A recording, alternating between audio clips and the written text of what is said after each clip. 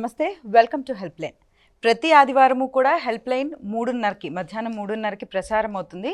Screen పైన కనిపిస్తున్న live నెంబర్స్కి కాల్ చేయవచ్చు. సమస్యలు ఉన్నవాళ్ళు, ఏదైనా బాధితులు, లేకపోతే సందేహాలు ఉన్నవారు చక్కగా న్యాయ సలహాలను పొందవచ్చు. అలానే మనం ప్రతి వారము కూడా ఒక న్యాయ సమస్య గురించి మాట్లాడుకుంటూ ఉంటాము.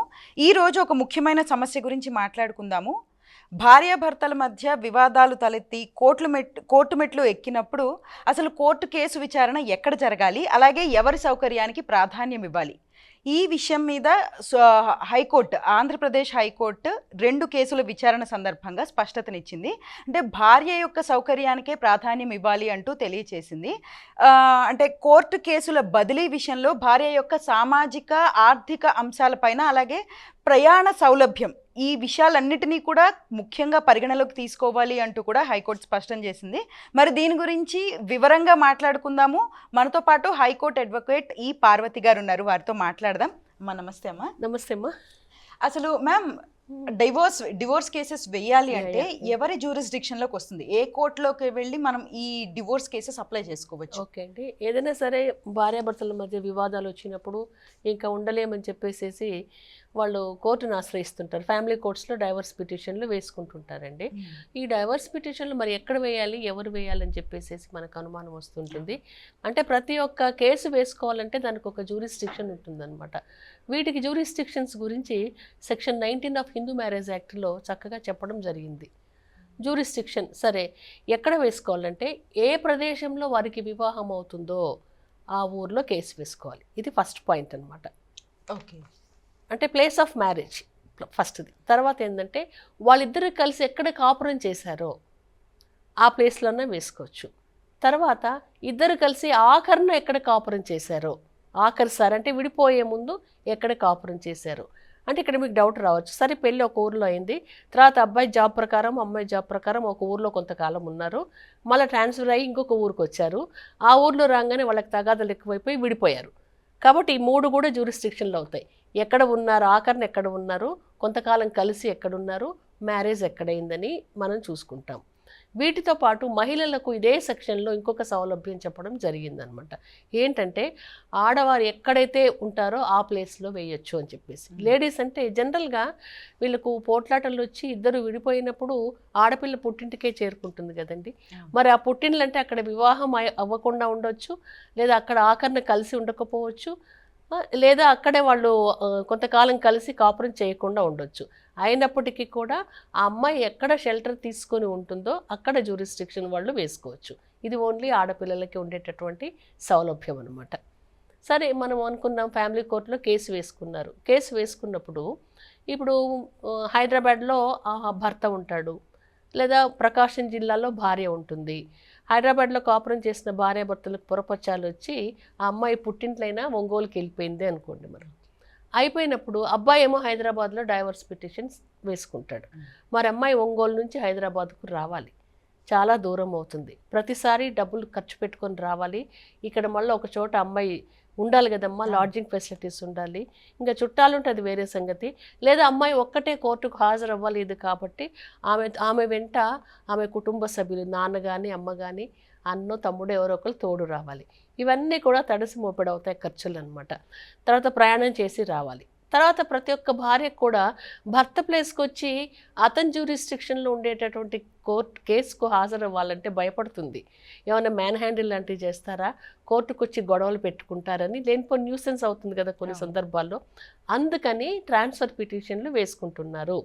నేను పలానా చోట నా భర్త కేసు వేశాడు, పలానా చోట నేను ఉంటున్నాను, అక్కడి నుంచి ఇక్కడికి ఇన్ని కిలోమీటర్ల దూరం ఉంటుంది, నేను ప్రయాణం చేయాలంటే నాకు డబ్బు ఖర్చు అవుతుంది, తర్వాత అక్కడికి వెళ్ళాక నాకు ఎలాంటి పరిస్థితులు ఎదురవుతాయో నేను చెప్పలేను, అది కాకుండా నాకు ఇంకొక అటెండెంట్ ఒకరు తోడుగా రావాలి, వీళ్ళందరికీ ఖర్చులు అవుతాయి, కాబట్టి అంత దూరం వెళ్ళి ప్రతి వాయిదాకు వెళ్ళాలి ఈ ఫ్యామిలీ కోర్టు కేసెస్లో అనమాట.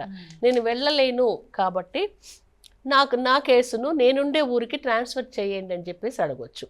కాకుంటే ఇక్కడ ఇంకొకటి ఉన్నదనమాట, ఒక జిల్లా నుండి ఇంకొక జిల్లాకు ట్రాన్స్ఫర్ చేయాలి అంటే సపోజ్ తెలంగాణ రాష్ట్రంలోనే 2 జిల్లాలలో కేసులు ఉన్నాయనుకోండి. అదే ఒక జిల్లాలో భార్య ఉంటుంది, ఒక జిల్లాలో భర్త కేసు వేశాడు. అలాంటప్పుడు తెలంగాణ హైకోర్టును ఆశ్రయించాలి ట్రాన్స్ఫర్ చేయమని. ఓకే. ఆంధ్రాలో ఒకళ్ళు, తెలంగాణలో ఒకళ్ళు ఉన్నారనుకోండి. మరి ఆంధ్ర నుంచి తెలంగాణ డిస్ట్రిక్ట్ కోర్టుకు పంపించాలి, ఫ్యామిలీ కోర్టుకు పంపించాలనుకున్నప్పుడు సుప్రీంకోర్టుకు వెళ్ళాలి. సుప్రీంకోర్టు మాత్రమే ట్రాన్స్ఫరింగ్ అథారిటీ.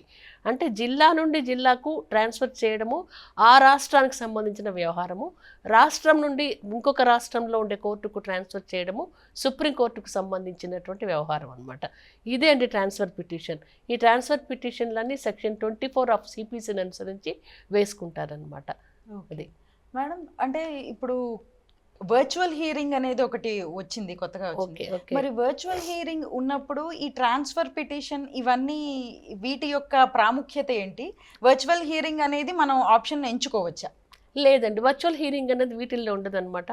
మనం చాలా సందర్భాల్లో గమనిస్తుంటాము, కొంతమంది రాజకీయ నాయకులు కొంతమంది అరెస్ట్ అయ్యి జైల్లో ఉండడం కానివ్వండి, లేదా టెర్రరిస్టులు లాంటి వాళ్ళు అరెస్ట్ అయ్యి జైల్లో ఉండడం కానివ్వండి, లేకపోతే దొంగతనాల కేసులో పెద్ద పెద్ద పేరు మోసిన గజదొంగలు జైల్లో ఉండడం కానివ్వండి, వాళ్ళని ప్రతి ఒక్క వాయిదాకు కోర్టు ముందు హాజరుపరచాలంటే పోలీస్ బందోబస్తు కావాలి, వాళ్ళ ప్రాణాలకు కూడా రక్షణ వీళ్ళే కల్పించాలి. కాబట్టి అలాంటప్పుడు కొన్ని సందర్భాల్లో వర్చువల్ హీరింగ్ ఉంటుంది తప్ప ఇది కేవలం ఫ్యామిలీ కోర్టు వ్యవహారము, భార్యాభర్తల మధ్య సంబంధించిన వ్యవహారము, ఇది సివిల్ వ్యవహారం కాబట్టి దీంట్లో వర్చువల్ హీరింగ్ అనేది ఉండదండి. ఎప్పుడు ఉంటుందంటే కొన్ని ఎన్ఆర్ఐ కేసులో కొన్ని సందర్భాల్లో మాత్రమే ఒకళ్ళు అమెరికాలో ఉండి ఒకళ్ళు ఇక్కడ డైవర్స్ పిటిషన్ వేసుకున్నారనుకోండి, ఆ డైవర్స్ పిటిషన్ మ్యూచువల్ కన్సెంట్ ద్వారా వాళ్ళు సెటిల్ చేసుకున్నారనుకోండి, సెటిల్ చేసుకున్నప్పుడు మ్యూచువల్ కన్సెంట్ ఫైనల్ హీరింగ్ అప్పుడు భర్త లేక భార్య మ్యూచువల్ కన్సెంట్కు మేము అంగీకరిస్తున్నామని జడ్జి గారి ముందు చెప్పాల్సి ఉంటుందన్నమాట. అలాంటి సందర్భాల్లో మేము అక్కడి నుంచి ఇక్కడ దాకా రాలేము, వీడియో కాల్ ద్వారా మేము మా కన్సెంట్ ఇస్తామని అన్నప్పుడు అప్పుడు జడ్జి గారు వీడియో కాల్ ద్వారా కన్సెంట్ తీసుకొని వీడియో కాల్లో అతన్ని విచారిస్తారు. ఏం బాబు, లేకపోతే ఏమమ్మా నువ్వు ఒప్పుకుంటున్నావా కన్సెంట్ డైవర్స్ కని. అట్లా ఉంటుంది తప్ప మీరన్నట్లు ఈ ఫ్యామిలీ కోర్టు మ్యాటర్స్లో వర్చువల్ హీరింగ్లు ఉండవమ్మా. ఓకే. అలాగే మ్యామ్, అంటే ఒక బదిలీ పిటిషన్ వేయాలంటే ఒక మహిళ ఎక్కడ వేసుకోవాలి, అసలు ప్రాసెస్ ఎలా ఉంటుంది? ఎస్, బదిలీ పిటిషన్ వేయాలంటే ఏ రాష్ట్రానికి సంబంధించిన హైకోర్టులో వాళ్ళు వేసుకోవాలి. తెలంగాణలో అనేక జిల్లాలు ఉన్నాయి, జిల్లా నుంచి జిల్లాకు ట్రాన్స్ఫర్ కావాలంటే తెలంగాణ హైకోర్టులో వేసుకోవాలి. లేదా తెలంగాణ జిల్లాల నుండి ఆంధ్ర జిల్లాకు ట్రాన్స్ఫర్ అవ్వాలన్నా, ఆంధ్ర జిల్లాల నుండి తెలంగాణ జిల్లాకు ట్రాన్స్ఫర్ అవ్వాలన్నా సుప్రీంకోర్టులోనే ట్రాన్స్ఫర్ పిటిషన్ అన్నది వేసుకోవాలన్నమాట. ఓకే. సో ఇప్పుడు ఈ ట్రాన్స్ఫర్ పిటిషన్ వేసినప్పుడు అసలు కేసు అనేది స్టేలో ఉండిపోతుందమ్మా? సో అలా ఉన్నప్పుడు అసలు పరిష్కారం ఏంటి? త్వరగా అవ్వాలి అంటే పరిష్కారం ఏంటంటే ఇంకా మన వ్యవస్థలో ఉండేటటువంటి, అంటే దాని లోపం అని అనకూడదు, పని ఒత్తిడి, పని భారం అని చెప్పేసి అనాలి. జనరల్గా ఒక ట్రాన్స్ఫర్ పిటిషన్ వేయాలనగానే స్టే ఇస్తారనమాట. వేరే కోర్టులో ఉండేటటువంటి వీళ్ళ ఫ్యామిలీ కోర్టు ప్రొసీడింగ్స్కి స్టే ఇస్తారు. స్టే ఇచ్చి ఈ లోపల ఈ కేసును విచారిస్తారు. ఈ కేసులో కూడా ట్రాన్స్ఫర్ పిటిషన్లో కూడా ఒక భార్య కానీ భర్త కానీ ట్రాన్స్ఫర్ చేయమని వేసుకున్నప్పుడు మొదటి స్టేజ్లో కేసును అడ్మిట్ చేసుకుంటారనమాట. అడ్మిట్ చేసుకొని అదర్ సైడ్కు నోటీసులు ఇస్తారు. ఈ కేసును మేము విచారణకు స్వీకరిస్తున్నాము అనేదాన్ని అడ్మిషన్ అని అంటారనమాట. అడ్మిషన్ చేసుకుంటూ అదర్ సైడ్కు నోటీసులు ఇమ్మంటారు. అదర్ సైడ్ అంటే భార్య కానీ భర్త కానీ అదర్ సైడ్ అవుతారు కదా, వాళ్ళు నోటీసులు తీసుకొని కోర్టుకు వచ్చి వీళ్ళు వేసిన పిటిషన్కు వారు కౌంటర్ వేసి సమాధానం చెప్పాలి. ఇరువురు లాయర్లు ఆర్గ్యుమెంట్స్ చెప్పిన తర్వాత కోర్టు డిసైడ్ చేస్తుందండి ఇది ట్రాన్స్ఫర్ చేయాలా, ట్రాన్స్ఫర్ చేయనక్కర్లేదన్న విషయాన్ని. దాని గురించి ఇందాక మీరు అడిగిన జడ్జిమెంటు ట్రాన్స్ఫర్స్ చేయాలి. ఆడవాళ్ళ యొక్క ఫెసిలిటీ గురించి, వాళ్ళ సౌలభ్యం గురించి ఆలోచించుకోవాలి. వాళ్ళు ప్రతి వాయిదాకు కూడా వెళ్ళడానికి చాలా కష్టమైపోతుంది, అందుకని వాళ్ళకే ప్రయారిటీ ఇవ్వాలి అని చెప్పేసి ఆ జడ్జిమెంట్ ఇవ్వడం జరిగింది. ఇంకా కొన్ని జడ్జిమెంట్స్లో ఏమని చెప్పారంటే, దీనికన్నా ముందు వచ్చిన జడ్జిమెంట్స్లో ఏమన్నారంటే, ప్రతి ఒక్కళ్ళు కూడా మాటిమాటికి ఇట్లా ట్రాన్స్ఫర్ పిటిషన్లు వేసుకొని కేసెస్ ట్రాన్స్ఫర్ చేయిస్తున్నారు. ఆ లేడీస్ చూపించేటటువంటి కారణాలు ఏంటంటే, ఒక్కదాన్ని రాలేను, ప్రతి వాయిదాకు నాకు బస్ ఛార్జీలో లేకుంటే ట్రైన్ ఛార్జీలో ఇంత ఖర్చు అవుతుంది, లేదా నేను అక్కడ బస చేయాలంటే నాకు హోటల్ ఛార్జీలు, లాడ్జింగ్ ఛార్జీలు ఇంత అవుతున్నాయి, నాతో పాటు అన్నో తమ్ముడో రావాలంటే వాడి ఛార్జెస్, వాడి లాడ్జింగ్ అండ్ బోర్డింగ్ నేనే భరించాలని అడుగుతున్నారు. కాబట్టి కొన్ని సందర్భాల్లో మేము కూడా చూసాము, కోర్టు ఏమని ఆర్డర్ ఇస్తుందంటే, సరే అమ్మా నువ్వు ప్రతి వాయిదాకు రాలేకపోను అని అంటున్నావు కదా, రావడం కష్టం అంటున్నావు కదా, నీకు ప్రతి వాయిదాకు ఎంత ఖర్చు అవుతుందో చెప్పండి, ఆ ఖర్చు భర్త ఇచ్చేలాగా ఏర్పాటు చేస్తారనమాట. ఈమె ప్రతి వాయిదాకు రావాలంటే ఆమెకి ఇంత ఖర్చులు అవుతాయి కాబట్టి దాన్ని బట్టి ప్రతి వాయిదాకు ఆమెకి ఇంత డబ్బులు ఇవ్వండి అని చెప్పేసి ఆర్డర్ చేస్తారు. ఇంకా కొన్ని సందర్భాల్లో లేదమ్మా, ఇంకా కొన్ని సందర్భాల్లో ఏం చేస్తారంటే, నీకే ఇబ్బంది లేకుండా ఫస్ట్ అపీరెన్స్కి కోర్టుకు రా, తర్వాత అపీరెన్స్కి జనరల్గా దీంట్లో కూడా లాయర్స్ని పెట్టుకుంటారు కదండి. ప్రతి వాయిదాకు మీ లాయర్ గారు అటెండ్ అవుతే సరిపోతుంది. నిన్ను క్రాస్ ఎగ్జామినేషన్ చేసేటప్పుడు నువ్వు కోర్టుకు రావాలని చెప్పేసి వాళ్ళ ప్రజెన్స్ను డిస్పెన్స్ చేస్తూ కోర్టు ఆర్డర్ ఇస్తుంది అనమాట. అర్థమైంది అనుకుంటాను. ప్రతి వాయిదాకు కోర్టుకు రానక్కర్లేదమ్మా. ఏ వాయిదాకైతే నీ క్రాస్ ఎగ్జామినేషన్ ఉంటుందో అప్పుడు కంపల్సరీ కదండి ఆ వాయిదాకు మాత్రమే అటెండ్ అవ్వండి అని ఇస్తుంది. ఇంకా కొన్ని సందర్భాల్లో ఖర్చుల నిమిత్తమై భర్త నుండి ఖర్చులు ఇప్పిస్తుంది. ఇంకా కొన్ని సందర్భాల్లో మరి చంటి పిల్లలు ఉన్న వాళ్ళు వీళ్ళు ఉద్యోగాలు చేసుకునేటువంటి వాళ్ళు సెలవులు పెట్టుకోలేని పరిస్థితులు ఉండే వాళ్ళకైతే అవుట్రైట్గా ట్రాన్స్ఫర్ చేసేస్తుంది అనమాట. ఓకే. అట్లానే భర్తలకి కూడా ఈ కేసు సందర్భంగా మాట్లాడుతూ భర్తలకు కూడా వ్యక్తిగత హాజరుని మినహాయించాలి అన్నట్టు మాట్లాడారు. మరి దీనివల్ల కేసు వేగవంతం అయ్యే అవకాశం ఉందా, లేకపోతే దానికి ఆపోజిట్ నెగిటివ్ అయ్యే అవకాశం ఉందా మేడం? ఎట్లయినా అవ్వచ్చు. ఎందుకంటే కుటుంబ న్యాయస్థానాల్లో కేసులు కోకొల్లలుగా పేరుకొని పోయినాయి అనమాట. ఒక్కొక్క జ్యూరిస్డిక్షన్లో 4-5 ఫ్యామిలీ కోర్టులు ఉన్నాయండి మన జిల్లాల్లోని చూసుకుంటే మనము. అందుకని జనరల్గా ప్రతి వాయిదాకు ఈమె రానక్కర్లేదు అతను రానక్కర్లేదు అని అనుకున్నప్పుడు క్రాస్ ఎగ్జామినేషన్కు వచ్చేలాగా కోర్టు ఆర్డర్ ఇస్తుంది. అలాంటప్పుడు క్రాస్ ఎగ్జామినేషన్లో సత్వరం జరిగేలాగా లాయర్లు కృషి చేయాలి. జడ్జెస్ కూడా మాటిమాటికి ఎక్కువ రోజులు వాయిదా ఇవ్వకుండా స్పీడప్ చేసుకుంటే తొందరగానే అవుతుందండి. కాకపోతే కేసెస్కు ప్రయారిటీ కూడా ఉంటుంది కదమ్మా. ఈ సంవత్సరం వేసిన కేసులు, పోయిన సంవత్సరం వేసిన కేసులు, అంత క్రితం వేసిన కేసులు చాలా చాలా ఉంటాయి కాబట్టి అది ప్రయారిటీ ప్రకారం ఆర్డర్ ఆఫ్ ప్రయారిటీ ప్రకారమే జరుగుతుంది. లాయర్ల యొక్క కోఆపరేషన్ వల్ల జరుగుతుంది. మధ్యలో వేరే పిటిషన్స్ వేసి ఈ పిటిషన్స్ మీద స్టే తెచ్చుకుంటే మాత్రం ఆ స్టే వెకేట్ అయ్యేంత వరకు అది అట్లాగే పెండింగ్లో ఉంటుందన్నమాట. ఓకే. అలానే ఇప్పుడు భార్య ఒక ట్రాన్స్ఫర్ పిటిషన్ వేసేటప్పుడు నాకు ఇంత దూరం ఉంది అని చెప్పడం సరిపోతుందా, లేకపోతే అంటే నేను ఇంత దూరం నుంచి రావాలి అని చెప్పడం సరిపోతుందా, లేకపోతే ఏదన్నా పత్రాలు సమర్పించాలా, ఏదన్నా నెసెసరీ అంటే ఆ నెసరీ పత్రాలు ఏం అక్కర్లేదు విష్ణుప్రియ గారు. ఏంటంటే జనరల్గా డిస్టెన్స్లు అనేది మనకందరికీ కూడా తెలిసిన విషయమే కదా. ఆ డిస్టెన్స్ అందరికీ తెలుస్తుంది. దాంట్లో అబద్ధాలు చెప్పాల్సిన అవసరం ఎవరికి ఉండదు. కాకుంటే ఈ చిన్నపిల్లలు ఉన్నప్పుడు లేదా ఆమెకి ఏదైనా సివియర్ ఎయిల్మెంట్తో ఉన్నప్పుడు రావడం కష్టమైనప్పుడు లేదా ఆల్రెడీ భర్త ఆమెను ఎప్పుడైనా మ్యాన్ హ్యాండిల్ చేసి ఆ ఊరికి వస్తే మళ్ళీ అప్పుడు కోర్టులో ఏదైనా మ్యాన్ హ్యాండిల్ చేసే అవకాశం ఉన్నది, నా పైన వాళ్ళు కక్షగట్టి ఉన్నారు, నేను ఆల్రెడీ 498 కేసు వాళ్ళపైన వేసి ఉన్నాను, అది మనసులో పెట్టుకొని నేను ఈ సివిల్ కేసుకు ఈ ఫ్యామిలీ కోర్టు మ్యాటర్కు అటెండ్ అయ్యేటప్పుడు నా పైన దాడి జరిగేటటువంటి అవకాశాలు ఉన్నాయని చెప్పేసి కోర్టు వారికి చెప్పొచ్చు. అంటే ప్రాపర్ రీజన్స్ మనం చూపించాలి. ఒకటి అందరూ డిస్టెన్స్ ఒకటి చూపిస్తున్నారు, ఇంకొకటి డబ్బులు లేకపోవడం పేదరికం ఒకటి చూపిస్తున్నారు, రెండవది అమ్మాయి లైఫ్ థ్రెట్ ఉన్నట్లుగా చూపిస్తున్నారు. అది నా ప్లేస్ కాదు, నా ఊరు కాదు, నా ఇది కాదు, అక్కడికి వచ్చాక వాళ్ళు చాలా బలగం ఉన్నది, చాలా వాళ్ళకు ఒక రకంగా చూస్తే ఇన్ఫ్లుయెన్స్డ్ పీపుల్, వాళ్ళు నాకు ఏదన్నా థ్రెట్ జరగవచ్చు అని చూపిస్తున్నారు. ఇంకా కొన్ని సందర్భాల్లో చిన్న పిల్లలు ఉన్నారు, నాకు ఈ 2 ఏళ్ల పిల్లను 1 సంవత్సరం బాబుని ఎత్తుకొని నేను కోర్టుకు రాలేను, నేను రాకుండా ఇంట్లో బాబులు పిల్లలను చూసేవాళ్ళు ఎవరు లేరని చెప్పొచ్చు. ఇంకొక దాంట్లో నేను రావడానికి కూడా నాకు అటెండెన్స్ ఎవరు లేరు, నా parents senior citizens, brothers sisters ఎక్కడో దూరంగా ఉన్నారు కాబట్టి ప్రతి ఒక్క వాయిదా కూడా నన్ను కోర్టు దాకా దింపి తీసుకొచ్చే వాళ్ళు లేరు అని చెప్పొచ్చు అనమాట. ఈ రీజన్స్ అన్ని చూసిన తర్వాత మాత్రమే కోర్టు వాళ్ళు ఒక డెసిషన్ తీసుకుంటారు. ఓకే మేడం, అలాగే భర్తలను ఇబ్బంది పెట్టడానికి భార్యలు కనుక బదిలీ పిటిషన్ వేసినట్టయితే భర్తలకు అసలు ఎటువంటి ఏ విధంగా వాదించుకునే అవకాశం ఉంటుంది? ఏ విధంగా వాదించుకోవచ్చు అంటే, తను హైలీ ఎడ్యుకేటెడ్, తను జాబ్ చేస్తుంది, ఈ ఖర్చు అమ్మాయికి ఒక లెక్క కాదు, ప్రతి వాయిదాకి ఆవిడ రావచ్చు అని వాదిస్తారు. లేదా వాళ్ళ పేరెంట్స్ సీనియర్ సిటిజన్స్ అన్నప్పుడు వాళ్ళ పేరెంట్స్ కూడా చాలా వెల్ ఆఫ్లో ఉన్నారు, ఇంట్లో వాళ్లకు నౌకర్లు చాకర్లు చాలామంది ఉన్నారు, పిల్లల్ని చూసుకోవడంలో ఇబ్బంది ఏమి ఉండదని చెప్పేసి వీళ్ళు వాదించవచ్చు. తర్వాత ఏంటంటే మాకు లైఫ్ థ్రెట్ ఉంది ఈ ఊర్లో అని చెప్పేసి అనుకున్నాం కదా మనము. అట్లా అన్నప్పుడు అసలు లైఫ్ థ్రెట్ ఏం లేదు, 498 కూడా అమ్మాయి ఏమి వేయలేదు కాబట్టి అలాంటిది లేదు అని చెప్పేసి వాదించుకోవచ్చు. లేదా ప్రతి వాయిదాకు రానక్కర్లేకుండా క్రాస్ ఎగ్జామినేషన్స్కి వచ్చేలాగా చేయండి అని చెప్పేసి వాదించుకోవచ్చు అనమాట. ఇట్లా రకరకాల కారణాలు తీసుకున్నా కూడా priority will be given to ladies only అనమాట. కొన్ని జడ్జిమెంట్స్లో మాత్రము లేడీస్ కూడా ప్రయారిటీ ఇవ్వకుండా, నీకు ఖర్చులే కదమ్మా కావాల్సింది, భర్తే భరిస్తాడు, భరించనివ్వండి, చక్కగా డబ్బులు తీసుకోండి, ఏ వాయిదాకి ఆ వాయిదాకి రండి, ఏ లాడ్జ్లో ఎక్కడ దిగావో చూపించండి, బిల్స్ పెట్టండి, మీ ట్రైన్ బిల్సో లేకపోతే బస్ బిల్సో పెట్టండి, ఆ డబ్బులు తీసేసుకోండి మీరని చెప్పేసి అంటున్నారనమాట. ఎందుకంటే కొన్ని సందర్భాల్లో భర్తను అక్కడికి రప్పించాలని, భర్త కూడా మ్యాన్ హ్యాండిల్ చేసే ఇది ఉంటుంది కదమ్మా.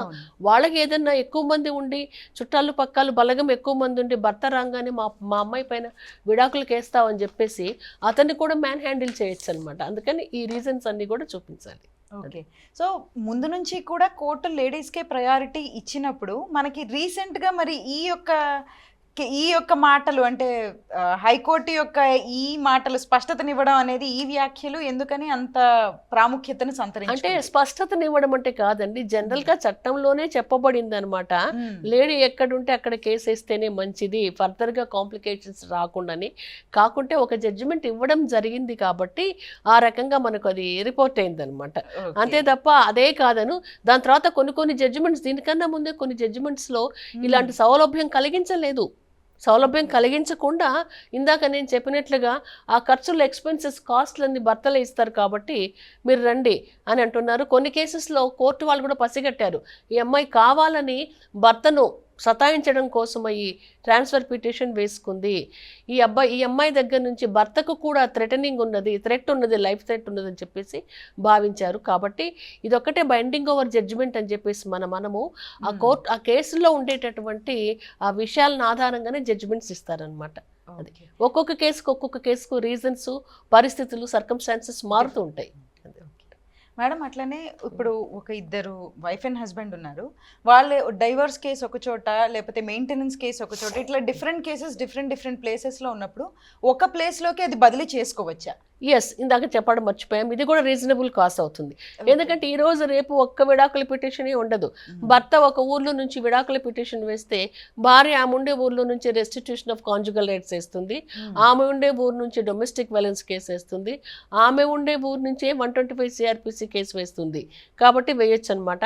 అందుకని ఏదన్నా సరే మనము అన్ని ఒకే ఊర్లో జరిగేలాగా కూడా ట్రాన్స్ఫర్లు చేసుకోవచ్చు అనమాట. ఓకే. అలానే ఇప్పుడు తల్లిదండ్రులు ఇలాంటి కేసెస్లో అటు ఇటు తిరగడం కానీ, లేకపోతే ఇలాంటి జరుగుతున్నప్పుడు చిన్నపిల్లల యొక్క మానసిక పరిస్థితి వేరుగా ఉంటుంది. ఆ ప్రయాణాలకి వాటికి వాళ్ళు కూడా చాలా ఎగ్జాస్ట్ అవుతూ ఉంటారు. మరి చిన్నపిల్లల్ని కూడా దృష్టిలో పెట్టుకుని కోర్టులు అనేవి పరిగణలోకి తీసుకుంటాయా? ఏ విధంగా ఉంటాయమ్మా? అంటే చిన్నపిల్లల పరిగణలోకి అంటే పిల్లల విషయం కాదు కదా ఇది. జనరల్గా మనం చెప్పుకున్నట్లు మ్యాట్రిమోనియల్ కేసెస్ కస్టడీ గురించి కాదు, మనం మాట్లాడుకునే విషయం ఓన్లీ విడాకుల గురించి అనమాట. అలాంటప్పుడు చిన్నపిల్లలు అంటే పసిపిల్లలు కానివ్వండి, పాలు తాగేటటువంటి పిల్లలు కానివ్వండి ఉంటే వాళ్ళని తీసుకొని కోర్టుకు రావడం కష్టం అవుతుంది. అలా కాకుండా మామూలుగా ఒక 5-6 సంవత్సరాల పిల్లలుండి ఇంట్లో ఆమెకు పేరెంట్స్ కంపల్సరీగా ఉండే ఉంటారు. పేరెంట్స్ ఉన్నప్పుడు ఆ ఒక్కరోజు ఒక్క వాయిదాకి ఏమీ కొంపమునిగే అవకాశం లేదు. అది కాకుండా లాయర్స్ ఎటు ఉన్నారు కదమ్మా, ఆవిడ రాలేనప్పుడు జడ్జెస్ అడిగినప్పుడు ఈవిడ పలానా పరిస్థితులు ఉంది రాలేకపోయిందని చెప్పేసి ఆమె తరఫున వాళ్ళ లాయర్ గారే రిప్రజెంట్ చేస్తారు. అది కూడా జడ్జిమెంట్లో మెన్షన్ చేయడం జరిగింది.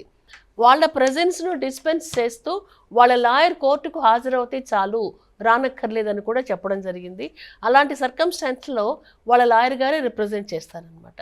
ఓకే మేడం, మనం ఇప్పుడు మాట్లాడుకున్నవన్నీ ఎవరైనా సరే డబ్బులు పెట్టుకోగలిగితే వైఫ్ అండ్ హస్బెండ్ డివోర్స్ కేసెస్కి వెళ్ళడం ఇట్లా అన్నీ జరుగుతాయి. ఎప్పుడైతే మహిళల్ని నిర్బంధిస్తారు, లేకపోతే వాళ్ళ దగ్గర డబ్బులు ఉండవు, ఇట్లా చాలా సిచ్యువేషన్స్తో ఇంట్లో ఉండిపోతారు మహిళలు. బయటకు వచ్చి మాట్లాడడానికి కూడా కొంతమంది భయపడుతూ ఉంటారు, వాళ్ళ హస్బెండ్స్ వల్ల కానీ ఏదో ఒక బ్లాక్ మెయిలింగ్ ఇవన్నీ ఉంటాయి. వాళ్ళకి అసలు ఎటువంటి సహాయం అందించగలుగుతుంది గవర్నమెంట్ కానీ, లీగల్ ఎయిడ్ సర్వీసెస్ కానీ ఏ విధంగా ఉన్నాయి? ఎస్, లీగల్ ఎయిడ్ సర్వీసెస్ ఉంది, లీగల్ సర్వీసెస్ అథారిటీకి అప్రోచ్ అవ్వచ్చు, వాటన్నిటికీ నంబర్స్ కూడా ఇవ్వడం జరిగింది. తర్వాత ఇంట్లోనే ఉండి ఇంటిలోంచి బయటికి రాలేని పరిస్థితుల్లో, అంటే బయటకు వెళ్తే మళ్ళీ భర్త పట్టుకొని ఎక్కడ మ్యాన్ హ్యాండిల్ చేస్తాడని భయం ఉండొచ్చు, నువ్వు పోలీస్ స్టేషన్కి వెళ్తున్నావు అని అంతు తేలుస్తానని చెప్పేసి భయపడవచ్చు, లేకపోతే భార్య పైన కోపం పిల్లలపైన చూపించవచ్చు, పిల్లలను చంపేస్తానని బెదిరించిన భర్తలు మనం ఎంతోమందిని మనం చూస్తున్నాము. అలాంటి సందర్భాల్లో ఇంట్లో తీవ్రమైన హింసకు లోనవుతూ బయటికి వచ్చి కన్సర్న్డ్ అథారిటీస్ను ఆవిడ కన్సల్ట్ చేసేటటువంటి పరిస్థితులు లేనప్పుడు ఆ పక్కింటి వాళ్ళు కానీ, ఇరుగు వాళ్ళు కానీ, పొరుగు వాళ్ళు కానీ, ఫ్రెండ్స్ కానివ్వండి, ఆ కుటుంబ సభ్యులు ఎక్కడైనా దూరంగా ఉంటే వాళ్ళు కానివ్వండి, ఈమె తరఫున కంప్లైంట్ ఇచ్చే అవకాశం ఉంటుందన్నమాట. పోలీస్ కంప్లైంట్ ఇవ్వాలంటే పోలీస్ స్టేషన్కి వెళ్ళి కంప్లైంట్ ఇవ్వచ్చు. ఇట్లా మా అమ్మాయి లేదా నా ఫ్రెండు ఇంట్లో ఉండిపోయింది, ఇంట్లోంచి బయటికి రాకుండా నిర్బంధించాడు భర్త, కాబట్టి తను చాలా కష్టాలు ఉంది, కాబట్టి మీరు యాక్షన్ తీసుకోండి, నా ఫ్రెండ్ తరఫున నేను కంప్లైంట్ ఇస్తున్నాను అని చెప్పేసి వాళ్ళు ఇవ్వచ్చు. కంప్లైంట్ ఇస్తే అప్పుడు పోలీసులు తక్షణమే స్పందించి యాక్షన్ తీసుకుంటారు. ఇది కాకుండా ఈ డొమెస్టిక్ వైలెన్స్ కేసెస్ ఫైల్ చేయడం గురించి మనం పోయిన వారం చెప్పుకున్నాము, డీబీసీ కేసెస్ గురించి. వాటికి సఖీ సెంటర్స్ అన్నవి ఎంతో మంచి రోల్ను ప్లే చేస్తూ ఉన్నాయన్నమాట. సఖీ సెంటర్స్ అన్నవి కోర్టుకు తర్వాత వీళ్లకు మధ్యలో మీడియేటర్స్ లాగా వ్యవహరిస్తాయి. ఏదైనా కంప్లైంట్ ఇవ్వాలంటే డీబీసీ గురించి సఖీ సెంటర్ని ఆశ్రయించాలి. సఖీ సెంటర్ని ఆశ్రయించి ఇన్ రైటింగ్ కంప్లైంట్ ఇచ్చిన తర్వాత భర్తలను ప్రతివాదులను పిలిపించి మాట్లాడతారు. మాట్లాడిన తర్వాత అక్కడ విషయం సెటిల్ అవ్వదనుకోండి, అవ్వని పక్షంలో వాళ్ళు వెంటనే దాన్ని కోర్టుకు పంపిస్తారు. కోర్టుకు వెళ్ళాక అది డొమెస్టిక్ వైలెన్స్ కేసు నంబర్ అవుతుంది. నంబర్ అయిన తర్వాత మాత్రమే అక్కడ కేసు రన్ అవుతుందన్నమాట. సరే, ఈ సఖీ సెంటర్ కూడా పోవడానికి కుదరదు, ఇంట్లో పరిస్థితులు అనుకూలించినప్పుడు 181 అనే నంబర్కు ఫోన్ చేస్తే సఖీ సెంటర్ వాళ్ళు దానికి తక్షణమే స్పందించి వాళ్ళు ఎక్కడ ఉన్నా సరే మీకు ఫోన్ ద్వారా ధైర్యం చెప్తారు, ఫోన్ ద్వారా మాట్లాడతారు. వాళ్ళ సెంటర్కు నేను రాని పరిస్థితుల్లో ఉన్నాను, రాలేనని చెప్పింది అనుకోండి, సఖీ సెంటర్ వాళ్ళ మెంబర్సే ఈమె ఇంటికి వస్తారు. వచ్చి ఆ కేసును విచారించడం కానివ్వండి, లేదా అమ్మాయి ద్వారా కంప్లైంట్ నోట్ చేసుకోవడం కానివ్వండి చేస్తారు. కంప్లైంట్ వాళ్ళే ఫోన్లో రాసుకొని ఇంటికి వచ్చి అమ్మాయి సిగ్నేచర్ కావాలి కదమ్మా, సిగ్నేచర్ తీసుకొని ఆ భర్తను కూడా పలానా తారీఖు రండి మీరు, మిమ్మల్ని విచారించాలని చెప్పేసి వెళ్తారు. ఇంకా కొన్ని సందర్భాల్లో భర్త పిల్లలను ఆమెను ఇంట్లో నుంచి బయటికి గెంటి వేశారనుకోండి, అలాంటప్పుడు సఖీ సెంటర్స్లో చాలామందికి ఈ విషయం తెలియదండి, టెంపరరీ స్టే కోసం కూడా అక్కడ చక్కటి వసతులు ఉన్నాయన్నమాట. ఇట్లా గెంటి వేయబడ్డ అబాండన్డ్ వైఫ్ కానీ చిల్డ్రన్ కానీ అక్కడ కొన్నాళ్ళు వాళ్ళు ఉంచుతారు. చక్కటి వసతులు ఉంటాయి, చక్కగా భోజనం పెడతారు, 3 పూటలా హ్యాపీగా అక్కడ ఉండవచ్చు. వాళ్ళ సమస్య పరిష్కరించబడేటంత వరకు అనమాట. అక్కడ అమ్మాయి స్టే హోమ్లో ఉన్న తర్వాత వీళ్ళని పిలిపించి ఇద్దరితో మాట్లాడి కౌన్సిలింగ్ ఇచ్చి, లీగల్ కౌన్సిలింగ్ ఇస్తారు, సోషల్ కౌన్సిలింగ్ కూడా ఇస్తారు. ఒకవేళ అమ్మాయికి ఏదైనా అనారోగ్యం అయితే, ఈ హస్బెండ్ చేతిలో ఏదైనా దెబ్బలు తిని అనారోగ్యం బారిన పడితే అక్కడ డాక్టర్స్ నర్సులు కూడా ఉంటారమ్మా, వాళ్ళు కూడా వాళ్ళు తగినటువంటి ట్రీట్మెంట్ ఈ అమ్మాయికి ఇస్తారు. ఇచ్చిన తర్వాత వ్యవహారం సెటిల్ కాకుండా హస్బెండ్ తరపు వాళ్ళు ఇంకా వైలెంట్గా బిహేవ్ చేస్తే వెంటనే పోలీసులను పిలిచేటటువంటి అథారిటీ కూడా సఖీ సంస్థలకు ఉన్నది. కన్సర్న్డ్ పోలీస్ ఆఫీసర్లతో మాట్లాడి అక్కడ కేసు బుక్ చేయించే అధికారం వాళ్ళకు ఉంటుందన్నమాట. ఇవన్నీ కూడా ప్రేక్షకులు తెలుసుకోవాలి. ఖచ్చితంగా మ్యామ్. అట్లానే మెయింటెనెన్స్ విషయం కూడా మాట్లాడుకుందాం. చాలా మంది మెయింటెనెన్స్ విషయంలో అంటే త్వరగా కేసుల్లో సాల్వ్ అవ్వవని అనుకుంటూ ఉంటారు. మెయింటెనెన్స్ వస్తుందా రాదా అన్న మీమాంస కూడా ఉంటుంది. అసలు వాళ్ళు చేసే తప్పులేంటి, పార్ట్నర్స్ చేసే తప్పులు? అంటే మేల్ పార్ట్నరా ఫీమేల్ పార్ట్నర్ మెయింటెనెన్స్ వేసినప్పుడు ఎటువంటి తప్పులు చేస్తే రాకుండా ఉంటాయి? మెయింటెనెన్స్ కేసెస్ అంటే మెయింటెనెన్స్ సంబంధించి చాలా చట్టాలు ఉన్నాయి విష్ణుప్రియ గారు. మనకి ఉన్నప్పుడు ఒక్కొక్కళ్ళు ఒక్కొక్క చట్టం ద్వారా వాళ్ళు మెయింటెనెన్స్ వేసుకుంటూ ఉంటారు. మెయింటెనెన్స్ కేసులు వేసుకున్నప్పుడు మొదట చూడబోయే విషయం ఏంటంటే లీగల్లీ వెడ్డెడ్ వైఫ్ అని చూపించాలి. అతనికి నీకు ఏం సంబంధం అంటారు కదమ్మా, మేము చట్టబద్ధంగా వివాహం చేసుకున్నటువంటి జంట అని చూపించాలి. రెండవది, మాకు వసతి లేదు, మాకు తిండి సౌకర్యం లేదు, మమ్మల్ని నా భర్త ఉద్దేశపూర్వకంగా వదిలిపెట్టేసి ఉద్దేశపూర్వకంగా మమ్మల్ని పోషించడము ఆపేశాడని చెప్పేసి చూపించాలి. Wilful and wanted negligence of the husband అన్నమాట. ఇదే చూపించాలి. చూపించి దీంతో పాటు ఇంకొక ముఖ్యమైన విషయము, హస్బెండ్కి ఉండేటటువంటి ఉద్యోగం కానీ వ్యాపారం కానీ ఆదాయం కానివ్వండి, ఆదాయ డీటెయిల్స్ అన్నీ కూడా కోర్టు వారికి సమర్పించాలి, ఇవ్వాలన్నమాట. పలానా చోట ఉద్యోగం చేస్తున్నాడు, ఇంత జీతం వస్తుంది, ఇంత ఆదాయం వస్తుందని చెప్పేసి ఇవ్వాలి. దాంతోపాటు ఇప్పుడు కొంచెం చట్టంలో కొంచెం మార్పు తీసుకొచ్చారండి. ఈ అమ్మాయి కూడా సంపాదన లేదు అని కోర్టు వారిని నమ్మించాలి కదా. చాలామంది సంపాదిస్తూ ఉద్యోగాలు చేస్తూ లేదా వాళ్ళ పేరెంట్స్ ఇచ్చిన అసెట్స్ అన్ని పెట్టుకుంటూ కూడా మాకేమీ లేదని సతాయించడం కోసం కేసెస్ వేస్తూ ఉంటారు. అలాంటివన్నీ ఆపడం కోసం ఏమని జడ్జిమెంట్ చెప్పారంటే ఏమని నడుస్తుందంటే 3 సంవత్సరాలుగా ఆ అమ్మాయి బ్యాంక్ బ్యాలెన్స్ ఎంత ఉందని చెప్పేసి బ్యాంక్ స్టేట్మెంట్స్ కోర్టులో ప్రొడ్యూస్ చేయాలి వాళ్ళు. ఇప్పుడు ఒక భార్య మెయింటెనెన్స్ కేసు వేస్తూ ఉంది, భర్త దగ్గర నుంచి మెయింటెనెన్స్ రావాలి అని. దానికి గుర్తుగా భర్త గురించినటువంటి డీటెయిల్స్ అన్నీ పెట్టుకున్న తర్వాత ఈమె ఆదాయ వనరులు ఎంత ఉన్నాయని చెప్పాలి. ఉద్యోగం చేస్తున్నావా, ఉద్యోగం చేయట్లేదా, లేకపోతే ఏదైనా సొంత ఇంట్లో ఉంటున్నావా, పేరెంట్స్ ఏదైనా ఆస్తిపాస్తులు సమర్పించారని దానికి గుర్తుగా ఆ అమ్మాయి బ్యాంక్ స్టేట్మెంట్స్ 3 సంవత్సరాల స్టేట్మెంట్స్ కోర్టు వాళ్ళకి పెట్టాలి.